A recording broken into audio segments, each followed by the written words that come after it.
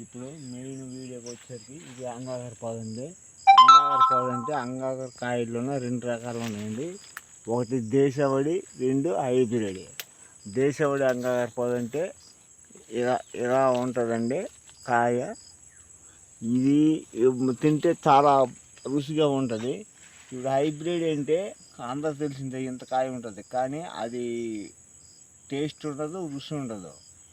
ఇది దేశవాళి తింటే ఎంత కాయ అయినా సరే దానికి మంచి బాగా వండుకుంటే చాలా రుచిగా ఉంటుందండి. కాకపోతే ఏంటంటే ఇప్పుడు అందరు హైబ్రిడ్ జనాలు కాబట్టి హైబ్రిడ్ కాయలే చూస్తున్నారు కానీ దేశవాళి కాయలు అయితే మాత్రం ఎవరు చూడుకుంటున్నారు. ఇది చెప్పడం ఏంటంటే దేశవాళి కాయలు అంటే ఈ నెలలోని 2 మాసాలు మాత్రమే ఈ కాయలు దొరుకుతాయి. మరి 3 నెలల నుంచి ఇవి దొరకవు. కాకపోతే తింటే మేము చెప్పండి ఏంటంటే మేము కాయను చూపించి మరీ మీకు చెప్పడం జరుగుతుంది.